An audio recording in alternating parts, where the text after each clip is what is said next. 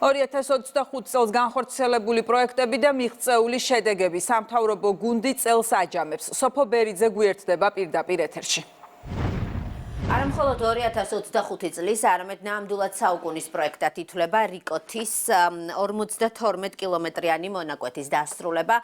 პროექტი, რომელიც სწორედ წელს დასრულდა, როგორც ინფრასტრუქტურის მინისტრი ამბობს, არის სტრატეგიულად მნიშვნელოვანი, რომელიც ხელს შეუწყობს როგორც ქვეყნის ეკონომიკურ განვითარებას, ასევე საქართველოს სატრანზიტო როლის კიდევ უფრო გაზრდას. არანაკლებ მნიშვნელოვანი გახლავთ ასევე სურამის შემოვლითი გზის და გურიის 8 კილომეტრიანი მონაკვეთების პროექტიც. ბუნებრივია, წელი შეაჯამა ეკონომიკის მინისტრმა მარიამ ქურივიშვილის საუბრობს იმის შესახებ, რომ საქართველოს რეკორდული შემოსავალი აქვს როგორც ტურიზმის, ასევე ავიაციის სფეროდან და ჯამში სტუმართმასპინძლობის სფეროდან საქართველოს სახელმწიფო ბიუჯეტში უკვე შესული არის 3 მილიარდ 700 მილიონი დოლარი.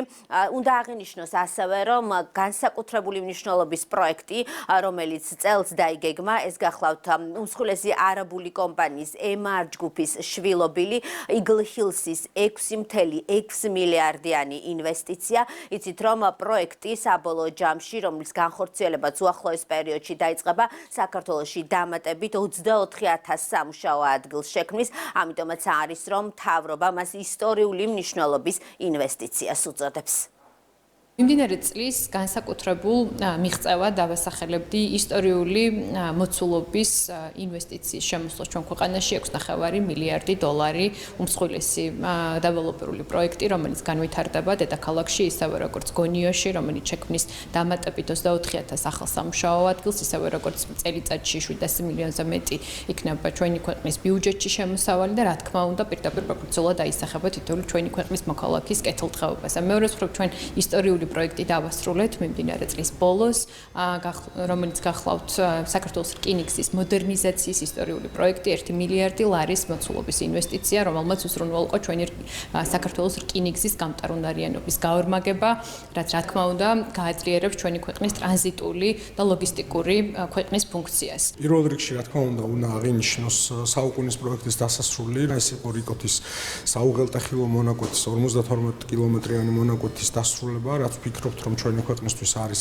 სტრატეგიულად მნიშვნელოვანი და ის დიდწილად ხელს შეუწყობს ჩვენი ქვეყნის ეკონომიკურ განვითარებას, სატრანზიტო ფუნქციის კიდევ უფრო გაძლიერებას. ამასთანავე გასული წლის განმავლობაში გაიხსნა 13 კილომეტრიანი სურამის შემოვლითი გზა, 8 კილომეტრიანი გურიის მონაკვეთი. უნდა აღინიშნოს ის გადადგმული ნაბიჯები, რაც ეხება ხარისხს, რაც ეხება ფასწარმოქმნას, რაც ეხება ახალი ევროპული სტანდარტების დამკვიდრებას, რომელზეც ჩვენ აქტიურად მუშაობდით მთელი წლის განმავლობაში და უკვე მომავალი წლიდან ამ ახალი სიახლეების დანერგვა დაიწყება სამშენებლო მიმართულებით.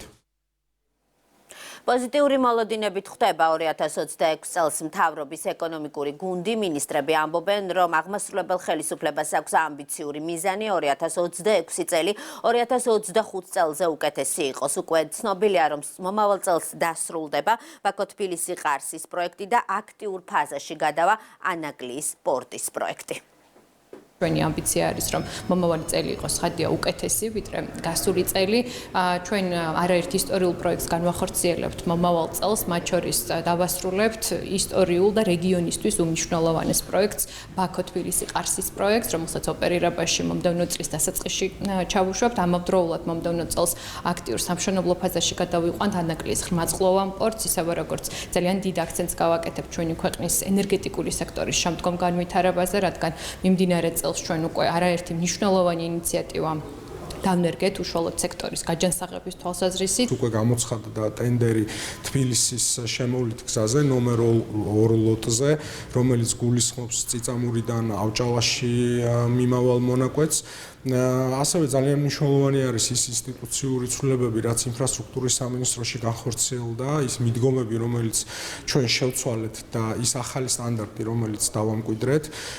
ჩვენ პროექტირების კუთხით გადავდგით სერიოზული ნაბიჯები და ძალიან ბევრი მიმართულებით, ჩვენი ქვეყნისთვის სტრატეგიული მიმართულებით, ეს არის სკოლები, ბაღები, სპორტული ინფრასტრუქტურა, დაიწყო პროექტირებები და ჩვენ მომავალ წელს უკვე ამ პროექტების საფუძველზე დავიწყებთ სამშენებლო სამუშაოებს, რაც კიდევ უფრო გააუმჯობესებს ჩვენი ქვეყნის ინფრასტრუქტურას ყველა ამ მიმართულებით.